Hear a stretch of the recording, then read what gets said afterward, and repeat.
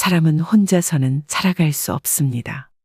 우리의 주변에는 다양한 사람들로 가득 차 있으며 이들 중 어떤 사람과 관계를 맺느냐에 따라 나의 삶도 크게 영향을 받습니다.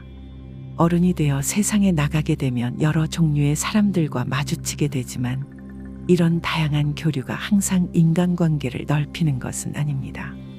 오히려 많은 경우에 인간관계의 폭이 좁아지는 현상을 경험하게 됩니다. 특히 친구와의 관계에 대해서도 같은 맥락에서 생각해 볼 수 있습니다.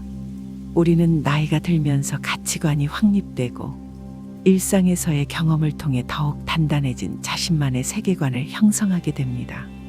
하지만 오래 알고 지낸 친구라고 하더라도 서로의 가치관이 다르다면 관계를 지속하는 것이 점점 더 어려워질 수 있습니다. 시간이 지나면서 내가 그 친구를 잘 안다고 생각했지만 사실은 그 친구의 보지 못했던 단점이나 불편한 부분을 발견하게 되는 경우가 많습니다.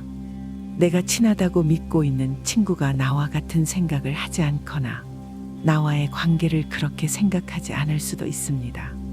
이런 상황에서 참아주고 용서해주다 보면 결국 큰 상처를 입게 될 수 있습니다. 인간관계에서 가장 중요한 것은 단순히 교류한 시간이 아니라 나와 가치관이나 취미가 맞는 사람과의 관계입니다. 사람은 살아가면서 변하기 마련입니다. 만약 만날수록 기분이 나빠지거나 자신에게 해를 주는 사람이라면 아무리 오랫동안 알고 지낸 친구라도 관계를 정리할 필요가 있습니다. 물론 인간관계에서 한두 번의 실수로 그 관계를 끊어야 하는 것은 아닙니다. 그러나 내가 힘들어하면서까지 그 인연을 계속 이어나가야 할 이유는 없습니다. 만약 그 친구의 행동이 바뀔 기미가 없다면 빠르게 관계를 정리하는 것이 본인의 정신 건강에 더욱 도움이 될 것입니다. 이제부터는 반드시 인연을 끊어야 할 5가지 유형의 인간관계에 대해 자세히 알아보겠습니다. 첫째로, 상대방의 의견을 무시하고 자신의 주장만 옳다고 고집하는 친구입니다. 이런 친구는 대화를 경쟁으로 여기며 다른 사람의 말을 듣기보다 자신의 의견을 계속 내세웁니다.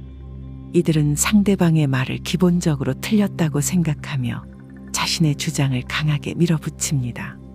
대화 중에 누군가의 의견에 반대하는 말을 한다면 굉장히 예민하게 반응하고 화를 내는 경향이 있습니다. 이러한 행동은 심리적으로 내면의 자신감이 부족하기 때문일 수 있습니다. 항상 남들보다 앞서야 한다는 압박감을 느끼고 대화를 소통의 수단이 아닌 경쟁으로 바라보는 이들은 결국 상대방에게 강한 압박감을 주게 됩니다.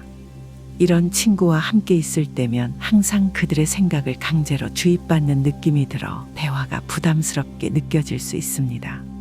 둘째로, 자신의 능력을 과시하는 것을 좋아하는 친구입니다. 세월이 흐르면서 친구 간의 생활 환경이나 사회적 지위가 달라질 수 있습니다.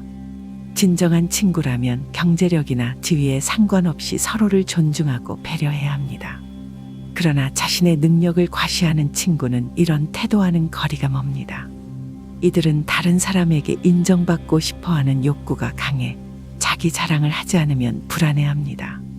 대화 중에 자신의 성취를 반복적으로 이야기하며 상대방의 이야기는 귀담아 듣지 않습니다. 이런 친구와의 대화는 시간이 지날수록 피로하게 느껴질 수 있으며 그들의 열등감이 드러나기도 합니다. 셋째로, 열등감을 가지고 있는 친구입니다. 어렸을 때 함께 놀던 친구들도 나이가 들면서 삶의 조건이 달라질 수 있습니다. 재산이나 사회적 지위가 다르면 열등감을 느끼는 친구는 항상 자신보다 나은 상황을 가진 친구들을 질투하게 됩니다. 이런 친구는 겉으로는 축하하는 척하지만 속으로는 시기와 질투로 가득 차 있습니다. 반대로 친구가 힘든 일을 겪으면 겉으로는 위로하겠지만 속으로는 그 친구의 고통을 즐기기도 합니다. 이런 친구와 오랜 시간을 함께 하다 보면 관계가 친밀해질 것이라는 기대와는 달리 오히려 더 큰 상처를 입게 될 수 있습니다. 넷째로, 받기만 하는 친구입니다. 이런 친구는 인간관계에서 주고받는 것보다 자신의 이익만 생각합니다. 친구에게 도움을 받을 때는 당연하게 여기고 정작 자신의 도움이 필요한 상황에서는 무관심할 가능성이 높습니다. 이러한 태도는 친구 관계를 소모적으로 만들며 서로의 신뢰를 무너뜨리게 됩니다. 친구가 나에게 베풀었을 때 고마움을 느끼지 못하고 자신이 베푸는 경우에는 과시하려는 경향이 있습니다. 이러한 친구와의 관계는 결국 나에게 더 큰 스트레스를 초래하게 됩니다. 다섯째로, 거짓말을 자주 하는 친구입니다. 사람과 사람 사이의 신뢰는 기본 중의 기본입니다. 하지만 거짓말을 상습적으로 하는 친구는 자신의 이익을 위해 진실을 왜곡합니다. 이런 친구의 말은 종종 신뢰할 수 없으며 거짓말을 듣는 입장에서는 화가 나기도 합니다. 이런 친구의 거짓말 습관을 고치려 하기보다는 나를 지키는 방법을 찾아야 합니다. 그들의 말은 걸러 듣고 필요한 경우 기록을 남겨두는 것이 좋습니다. 거짓말이 심각한 수준이라면 그 관계를 정리하는 것도 좋은 방법입니다. 결론적으로 친구 관계는 우리에게 힘이 되는, 언제 만나도 편안한 사람이어야 합니다. 서로의 삶을 축복하고 함께 즐거움을 나누며 서로를 존중하는 관계여야 합니다. 그러나 어떤 친구는 나에게 부정적인 영향을 미치기도 합니다. 이들을 어느 정도 허용할 수 있다고 생각한다면 관계를 지속할 수 있지만, 나에게 악영향을 미치는 친구와의 관계를 과감히 끊는 것이 필요할 때도 있을 것입니다. 나에게 나쁜 영향을 미치는 친구에게 휘둘리는 시간보다 새로운 좋은 인연을 만드는 것이 인생에 더 큰 도움이 될 것입니다.